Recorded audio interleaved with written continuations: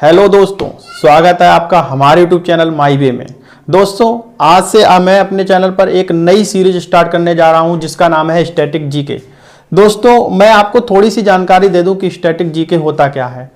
आपने कभी भी कोई भी बुक पढ़ी हो या किसी भी चैनल से पढ़ा होगा तो आपने देखा होगा उन सर ने बताया भारत का सबसे लंबा बांध कौन सा है, भारत का सबसे ऊंचा बांध कौन सा है, या फिर भारत में कौन सी झील कहां है, या फिर आपसे पूछ लिया बताओ बॉस्जेस जल संधि किसके बीच है, या फिर पूछ लिया पनामा स्थल संधि किसके बीच है। तो यही सारे टॉपिक ही स्टैटिक जीके के अंतर्गत आएंगे और उन्हीं टॉपिकों को मैं अपने चैनल पर आपको इन वीडियो के माध्यम से उपलब्ध कराऊंगा।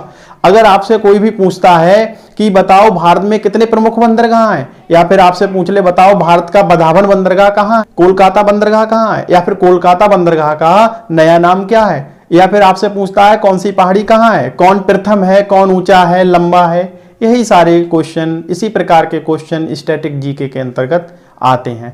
तो फिर हम आज से अपना जो पहला टॉपिक रखेंगे या फिर पहला टॉपिक स्टार्ट करेंगे उसका नाम है भारत के बंदरगाह या फिर सी पोर्ट्स ऑफ इंडिया। तो आप लोग टॉपिक का नाम डालें भारत के प्रमुख बंदरगाह या फिर भारत के बंदरगाह। बंदरगाह स्टार्ट करने से पहले या फिर पोर्ट स्टार्ट करने से पहले मैं आपको 3 शब्दों के बारे में बताऊंगा कि वो 3 शब्द हैं क्या, उनका अर्थ क्या है। ठीक, वो 3 शब्द हैं। पहला शब्द है बंदरगाह, बंदरगाह। दूसरा शब्द है हार्बर, हार्बर। तीसरा शब्द है डॉक, डॉक। तो मैं आपको पहले बताऊंगा कि बंदरगाह क्या होता है, फिर बताऊंगा हार्बर क्या होता है, फिर बताएंगे डॉक क्या होता है। आपने देखा होगा जब कभी भी आप किसी भी पोर्ट पर या फिर किसी भी पोर्ट की इमेज देखते हैं तो आपने देखा होगा कि जहाज आया, जहाज आया और एक स्थान पर खड़ा हो गया। किसी भी स्थान पर क्या हुआ, खड़ा हुआ। अब वहां खड़े होने के बाद हमने उस पर अपना सामान या फिर यात्री उस पर चढ़े, या फिर हमने अपना सामान उससे उतारा, या फिर हम उस पर बैठे हुए थे उतरे, तो वो ही स्थान क्या कहलाया, बंदरगाह कहलाया। एक लाइन में कहें तो बंदरगाह वह स्थान है जहां जहाजों को खड़ा करके उन पर कार्गो को चढ़ाया व उतारा जाता है। कार्गो मीन्स होता है सामान को जो हम ले जाते हैं, जो भी हम वस्तु ले जाते हैं उसको ही हम कार्गो कहते हैं। ठीक, उसी कार्गो को हम जिस स्थान पर जहाज खड़ा करके उतारते हैं और चढ़ाते हैं वही स्थान आपका बंदरगाह कहलाता है। दूसरा शब्द है हार्बर। हार्बर मैं एक लाइन में कहता हूं आपसे कि वह स्थान जहां आपने जहाज को खड़ा कर दिया, खड़े से मतलब है पार्क कर दिया, वह स्थान कहलाया हार्बर। अब मान लीजिए आप कहीं भी किसी भी पर्यटक स्थल पर घूमने जाते हैं, तो आप घूमने जाएंगे तो आपको कहीं ना कहीं कार को खड़ा करना पड़ेगा। अब कार खड़ी करेंगे, उसी कार खड़ी करने वाले स्थान को हम पार्किंग स्थल कहते हैं। ऐसे ही जहाज खड़े करने वाले स्थान को हम कहते हैं हार्बर। यानी कि जब हम जहाज का यूज नहीं कर रहे हैं या फिर जहाज एक स्थान से दूसरे स्थान पर सामान नहीं ले जा रहा है, खाली खड़ा है, तो जहाज को हमने पार्क कर दिया, वही स्थान कहलाया हार्बर। तीसरा शब्द आता है डॉक। क्या है, डॉक वह स्थान है जहां हमने जहाज को खड़ा किया, खड़ा करने के बाद हमें लगा कि कोई ना कोई जहाज में समस्या है, यानी कि जहाज की मरम्मत करने वाला स्थान, वह स्थान जहां हम जहाज की मरम्मत करते हैं क्या कहलाता है, डॉक कहलाता है। तो आपको तीनों शब्द पता लग गए होंगे कि बंदरगाह क्या है, डॉक क्या है, हार्बर क्या है। एक बार मैं फिर रिपीट करता हूं, बंदरगाह वह स्थान है जहां हम जहाजों को खड़ा करके उनसे कार्गो को या फिर सामान को उतारते हैं या फिर चढ़ाते हैं। दूसरा शब्द है हार्बर। हार्बर वह स्थान है जहां खाली समय में जहाजों को पार्क किया जाता है या फिर खड़ा किया जाता है। तीसरा स्थान है डॉक। डॉक वह स्थान है जहां जहाजों की मरम्मत होती है। तो तीनों स्थान आपको क्लियर हो गए होंगे। तो आप लोग फिर एक मैप बना लीजिए जिससे आपको पता लग जाएगा कि कौन सा बंदरगाह कहां पर है, कौन सा बंदरगाह, कितने बंदरगाह हैं। तो फिर आप मैप इसे देख के बना लें, या फिर आपने मैप बना ही लिया होगा, या फिर मैप मार्केट में भी मिल जाते हैं। आप कोई भी चीज़ याद करें तो आप ध्यान रखें कि ज्योग्राफी से संबंधित हो या किसी अन्य टॉपिक जिसमें मैप की आवश्यकता हो तो उस चीज़ को मैप से ही क्लियर करें। जिससे आपको ज़्यादा लंबे समय तक चीज़ें याद रहेंगी। तो मैं आपको इस टॉपिक पर यानी कि इसे बंदरगाहों को कौन सा बंदरगाह कहाँ है दिखाने से पहले मैं बता दूं आपको, ध्यान रखना भारत में लगभग 200 से अधिक बंदरगाह हैं। भारत में 200 से अधिक बंदरगाह हैं। इन 200 बंदरगाहों में भारत में कुल प्रमुख बंदरगाहों की संख्या, कुल प्रमुख पोर्ट्स की संख्या या फिर कुल प्रमुख बंदरगाहों की संख्या 13 है। ध्यान रखना भारत में कुल प्रमुख बंदरगाह कितने हैं? 13। अब मैं आपको एक बात और बता दूं, आपसे पूछ ले कि 13वां प्रमुख बंदरगाह कौन सा है? 13वां प्रमुख बंदरगाह, तो ध्यान रखना 13वां प्रमुख बंदरगाह है हमारा बधावन बंदरगाह, जो पड़ता है महाराष्ट्र में। ठीक, तो आप लोग ध्यान से देखते रहें कौन सा बंदरगाह कहाँ है।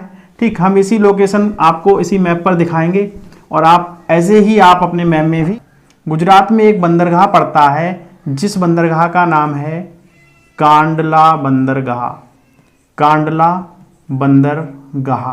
ठीक, दूसरा स्टेट है महाराष्ट्र। महाराष्ट्र में एक बंदरगाह है जिसका नाम है बधावन बंदरगाह। आपको ध्यान ही होगा बधावन बंदरगाह भारत का 13वां प्रमुख बंदरगाह है, इसलिए ये बंदरगाह एग्जाम की दृष्टि से बहुत ही ज्यादा इंपॉर्टेंट है। आपसे पूछ सकता है कि बधावन बंदरगाह कहाँ है, तो ध्यान रखें बधावन बंदरगाह महाराष्ट्र में है। महाराष्ट्र में एक बंदरगाह और है जिसका नाम है जवाहरलाल नेहरू बंदरगाह, जवाहरलाल नेहरू बंदरगाह। महाराष्ट्र में ही एक और बंदरगाह है जिस बंदरगाह का नाम है मुंबई बंदरगाह। ठीक, मुंबई बंदरगाह, जवाहरलाल नेहरू बंदरगाह, बधावन बंदरगाह, ये तीनों बंदरगाह आपकी महाराष्ट्र स्टेट में पड़ते हैं। ठीक, अगला हम देखते हैं, आपने देखा होगा महाराष्ट्र के नीचे एक राज्य है जिसका नाम है कर्नाटक, और यही कर्नाटक में एक छोटा सा हिस्सा आता है गोवा का। तो आप ध्यान रखना इस गोवा में एक बंदरगाह है जिसका नाम है मार्मागोआ, मार्मागोआ बंदरगाह। आपको नाम से ही प्रतीत हो जाएगा कि मार्मागोआ बंदरगाह कहाँ है या फिर मुंबई बंदरगाह कहाँ है। ठीक, अब आपको कर्नाटक में एक बंदरगाह नोट करना है जिसका नाम है न्यू मंगलोर बंदरगाह, न्यू मंगलोर बंदरगाह। ठीक, अब अगला इस कर्नाटक से नीचे एक स्टेट आता है जिस स्टेट का नाम है केरल। ठीक, केरल, केरल में एक बंदरगाह है, उस बंदरगाह का नाम है कोच्चि बंदरगाह, कोच्चि बंदरगाह। आप लोग अगर ध्यान से देख रहे हो तो जैसे कि मुंबई बंदरगाह हो गया, मार्मागोआ बंदरगाह हो गया, न्यू मंगलौर हो गया, कोच्चि हो गया, ये बंदरगाह तो आपको नाम से ही याद हो चुके होंगे क्योंकि इनका नाम ही यही बता रहा है। अब कोच्चि शहर आपको पता ही होगा कहाँ है, केरल में, तो कोच्चि बंदरगाह कहाँ होगा? केरल में। ठीक, अब आते हैं हम तमिलनाडु की तरफ। तमिलनाडु, तमिलनाडु के बंदरगाह लिखें। तमिलनाडु में एक बंदरगाह है जिसका नाम है एन्नोर बंदरगाह, एन्नोर पोर्ट या फिर एन्नोर बंदरगाह। यहीं तमिलनाडु में एक बंदरगाह और है जिसका नाम है तूतीकोरिन, तूतीकोरिन बंदरगाह, तूतीकोरिन बंदरगाह।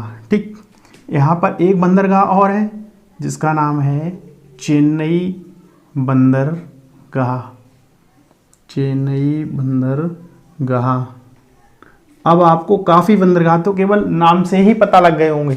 ठीक, कि चेन्नई बंदरगाह कहाँ है, कोच्चि कहाँ है, न्यू मंगलौर कहाँ है, मार्मागोआ कहाँ है। ठीक, इसी प्रकार आपको काफ़ी बंदरगाह तो नाम से ही याद हो गए होंगे। ठीक, अब आप आगे बढ़ते हैं। अब अगला यहाँ पर एक स्टेट पड़ता है आंध्र प्रदेश, आंध्र प्रदेश।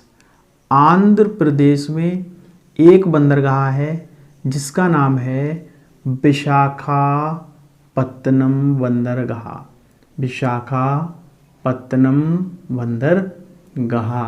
ठीक, अब हम इसी विशाखापत्तनम बंदरगाह के बाद या फिर कहें आंध्र प्रदेश से आगे चलते हैं। यहाँ पर एक स्टेट है जिसका नाम है ओडिशा। ओडिशा, यहाँ ओडिशा में एक बंदरगाह है जिसका नाम है पारादीप बंदरगाह। ठीक, पारादीप बंदरगाह कहाँ है? ओडिशा में। विशाखापत्तनम कहाँ है? आंध्र प्रदेश में। अब ये बचा हुआ स्टेट आपको दिख रहा होगा जिस स्टेट का नाम है पश्चिम बंगाल। पश्चिम बंगाल। ठीक, इसी पश्चिम बंगाल में एक बंदरगाह है जिसका नाम है कोलकाता बंदरगाह। कोलकाता बंदरगाह। इसी कोलकाता बंदरगाह पोर्ट या फिर कहें कोलकाता पोर्ट के अंतर्गत ही एक बंदरगाह और आता है जिसका नाम है हल्दिया पोर्ट या फिर हल्दिया बंदरगाह। तो आप लोग ध्यान रखना, हल्दिया बंदरगाह भी कहाँ है? पश्चिम बंगाल में।